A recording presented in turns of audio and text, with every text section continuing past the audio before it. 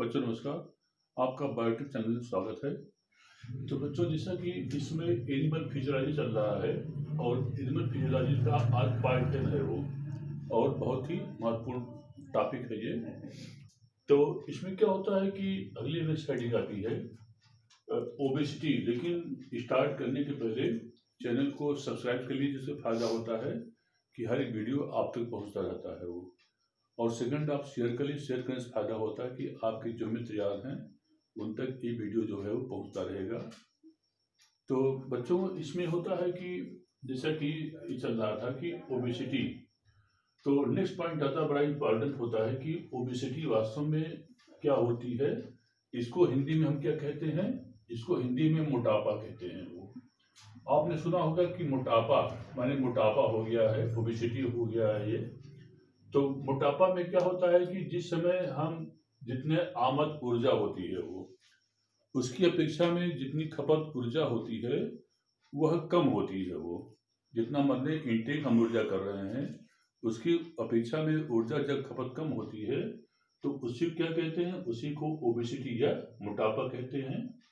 तो वास्तव में क्या होता है कि प्रत्येक 9 किलो कैलोरी पर 9 किलो कैलोरी ऊर्जा पर 9 किलो कैलोरी ऊर्जा पर शरीर में 1 ग्राम फैट बसा का संचय हो जाता है वो।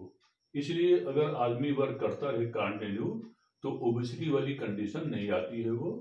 और इसमें होता है कि हमको फैटी चीज, फैटी माने अगर ओबेसिटी आ गई है वो तो फैटी, और उसको जो ऑयली शीट बोलते हैं माने ऑयली सब्सटेंस का प्रयोग जो है वो कम से कम करना चाहिए। और नियमित व्यायाम माने रेगुलर जो एक्सरसाइज होता है वो भी जरूरी होता है।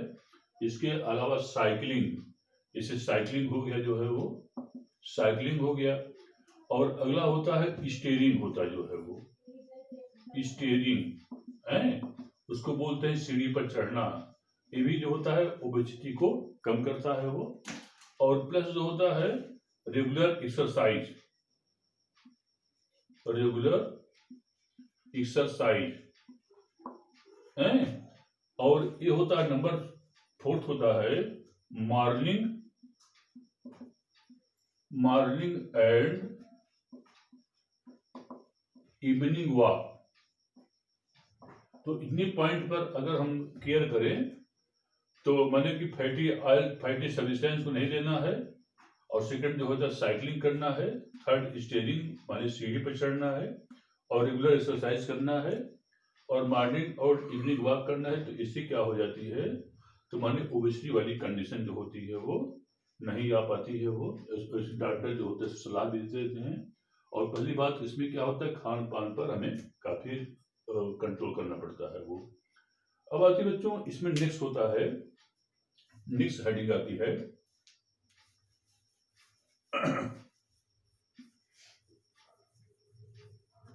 नेक्स्ट होता है पोषण की विकृतियां, और उसको कहते हैं न्यूट्रिशनल डिसऑर्डर।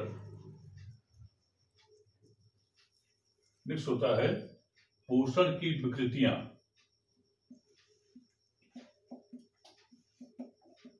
और वह कहलाता है न्यूट्रिशनल डिसऑर्डर्स, या हिंदी होती है पोषण संबंधी विकृतियां। माने क्या मतलब कि जैसे मान लीजिए कि हमने क्या काम किया, तो पहला इसमें इंपॉर्टेंट पॉइंट होता है कि हम ऐसा कौन सा कंडीशन लागू होता है कि जो कि हमारे बॉडी में न्यूट्रिशनल डिसऑर्डर को प्रॉब्लम क्रिएट करता है वो।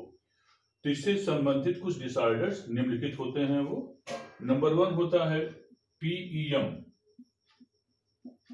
पीईएम, और पीईएम होता है, इसका फुल फॉर्म होता है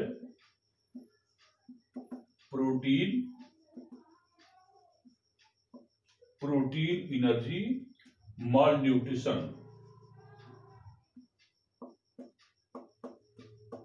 प्रोटीन एनर्जी माल न्यूट्रिशन, और इसकी हिंदी होती है प्रोटीन ऊर्जा कुपोषण होता है। और इसकी हिंदी क्या होती है, इसको हिंदी में कहते हैं प्रोटीन ऊर्जा कुपोषण। तो वास्तव में प्रोटीन ऊर्जा कुपोषण क्या होता है वो, तो प्रोटीन ऊर्जा को पोषण जो होता है वह प्रोटीन कैलोरी, इसे जो होता है इस प्रोटीन एनर्जी माल न्यूट्रिशन को, इसे हम प्रोटीन कैलोरी माल न्यूट्रिशन, प्रोटीन कैलोरी माल न्यूट्रिशन कहते हैं जो है वो।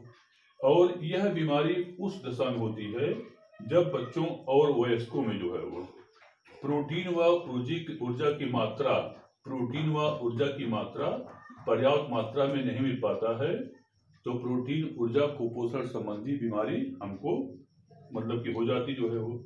और एक मोटे अनुमान के अनुसार आज लगभग 2/3 आबादी में प्रोटीन कैलोरी माल न्यूट्रिशन मतलब प्रॉब्लम आ रही जो है वो, क्योंकि इसमें क्या होता है कि जितने प्रॉपर अमाउंट में प्रोटीन चाहिए उतनी अमाउंट में प्रोटीन जो होता है हमको नहीं मिल पाता है वो।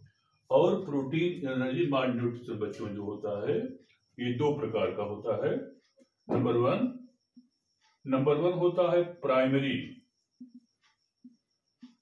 नंबर 1 होता है प्राइमरी पीईएम, और उसको हिंदी में कहते हैं प्राथमिक पीईएम, प्राथमिक पीईएम कहलाता है वो।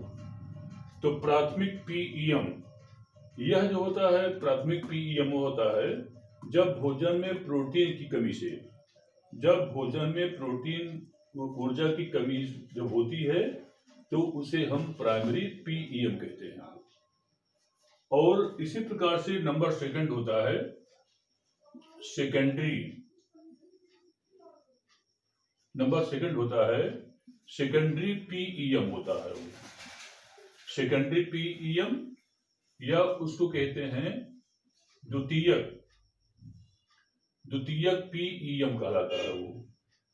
तो द्वितीयक पीईएम क्या होता है वो, तो जिस समय हमारे शरीर में कुछ बीमारी हो जाए, जैसे मान लीजिए कैंसर हो जाए, ठीक है, कैंसर हो जाए, या मान लीजिए कि किडनी हमारे, मान लीजिए कि किडनी की एक्टिविटी माने उसको किडनी निष्क्रियता बोलते हैं वो, तो वो कंडीशन जब आ जाती है तो जितना अमाउंट में हमारी कोशिकाओं को प्रोटीन जो है एब्जॉर्ब होना चाहिए उतनी मात्रा में वो प्रोटीन को नहीं ले पाता है वो, तो उसको क्या कहते हैं, सेकेंडरी पीईएम कहते हैं वो।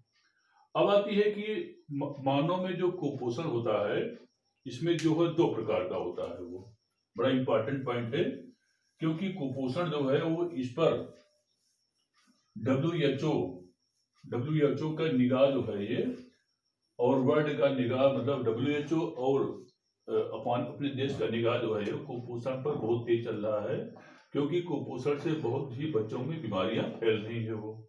अब आती है मानव में कुपोषण का प्रमुख कारण जो होता है वो निम्नलिखित होता है वो। नंबर 1 होता है मरेस्मस होता है, मरेस्मस कहते हैं वो। अच्छा, मरेस्मस में इसमें क्या होता है कि हमारे शरीर में जो ग्लाइकोजन होता है वो, ग्लाइकोजन, और इस ग्लाइकोजन को हम एनिमल स्टार्च कहते हैं वो। ये जो ग्लाइकोजन होता है इसको हम एनिमल स्टार्च कहते हैं।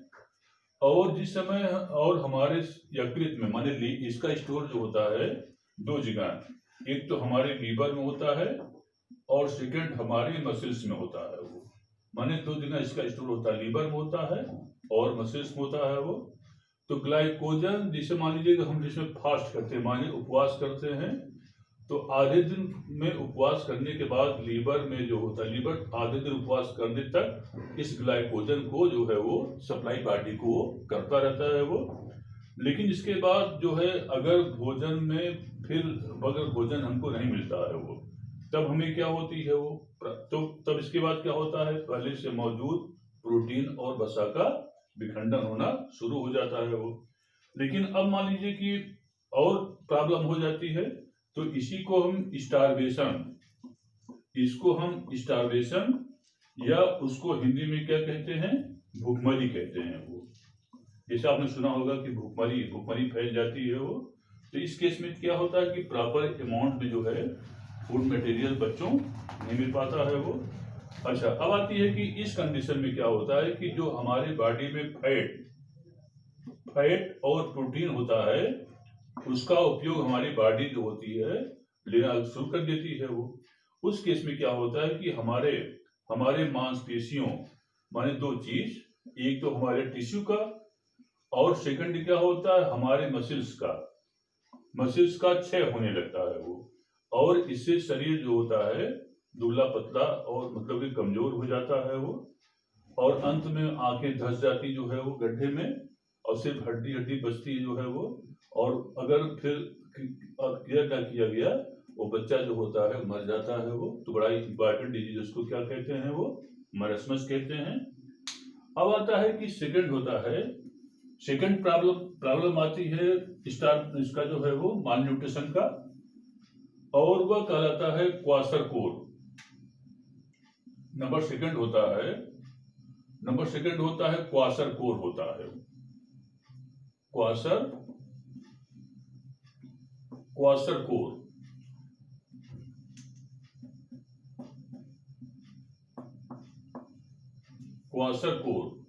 तो बच्चों क्वाशरकोर जो होता है ये अगर भोजन में लगातार प्रोटीन की कमी हो तो शरीर जो होता है कमजोर हो जाता है, और शरीर रोगों के प्रति जो होता है अधिक संवेदनशील हो जाता है वो। इस केस में क्या होता है कि हमारे बॉडी में रोग मतलब कि अत्यधिक रोग से मतलब कि रोग लगने की संभावना ज्यादा हो जाती जो है वो, और बच्चों में इस जो होती है वृद्धि और विकास तथा मेंटल पावर का डेवलपमेंट जो है वो रुक जाता है वो। और इसमें क्या होता है वो रुधिर के प्लाज्मा में प्रोटीन्स की कमी से जो होता है पैर फूल जाते हैं, पेट फूल जाता है, और यकृत इसमें जो हमारी लीवर होती है, लीवर को दक्ष गृहिणी कहा गया जो है वो दक्ष गृहिणी कहा गया है, क्योंकि भोजन के पाचन में और पचे भोजन के माने ग्लाइकोजन में कन्वर्ट करने में ये बड़ा अच्छा वर्क करता है, लीवर करता है वो। तो लीवर की जो होती है वो काफी क्षत हो जाती है, और इसमें क्या होता है जो स्किन होती है सूख जाती है, और स्किन पर स्केली माने पपड़ीदार स्किन दिखाई पड़ती है वो। और इसमें क्या होता है वो, और त्वचा माने रंगा पदार्थ की कमी से त्वचा पर कहीं कहीं पर जो होता है स्केली स्किन दिखाई पड़ते हैं जो है वो, माने व्हाइट जो है पपड़ीदार स्किन दिखाई पड़ती है। अंत में क्या होता है शरीर मतलब कि बच्चा जो होता है उसका दिमाग कुंठित रहना शुरू हो जाता है वो, और इन सब लक्षण मिलाकर क्या कहते हैं इसको हम क्वाशरकोर कहते हैं वो। तो ये जो होती है बच्चों में होने वाली बहुत ही भयंकर बीमारी होती है, और इस पर जो है वो हमारी सरकार और WHO जिसको कहते हैं वर्ल्ड हेल्थ ऑर्गेनाइजेशन जो होता है, दोनों ही बहुत ही इस पर ध्यान दे रहे हैं। तो ये दोनों प्रॉब्लम बहुत ज्यादा आती है, नंबर 1 क्वाशरकोर, और सेकंड क्या होता है मरस्मस होता जो है वो। अब आती है कि इसमें क्या होता है कुछ जिसमें जो होती हैं disorders of the digestive system होती हैं वो। नेक्स्ट आता है disorders of the digestive system. Disorders of digestive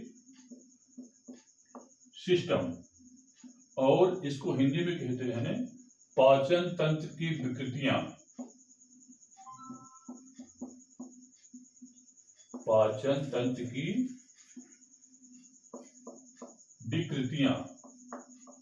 तो आपने सुना होगा कि पाचन तंत्र जो है वो खराब हो गया है वो, तो इसका पहला हेडिंग होता है इंडाइजेशन,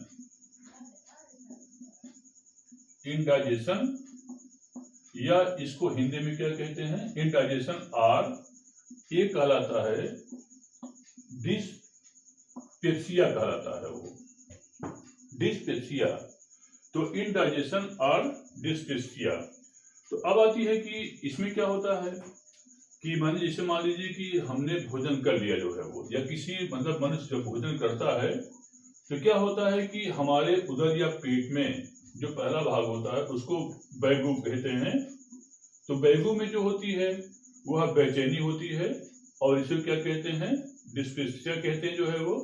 माने कि क्या मतलब कि यह उस समय उत्पन्न होती है जब हम अधिक मसालेदार खाना खाएं, जो है वो अधिक खाना खाएं, जल्दी खाना खाएं, उस समय एक कंडीशन आती है वो।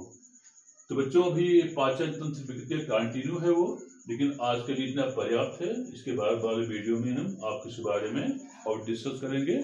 और बच्चों इसको वीडियो को लाइक करिएगा, और इसके बाद जो है आगे वीडियो में और देखें, इसको लाइक करिएगा, करना न भूलिएगा बच्चों। धन्यवाद।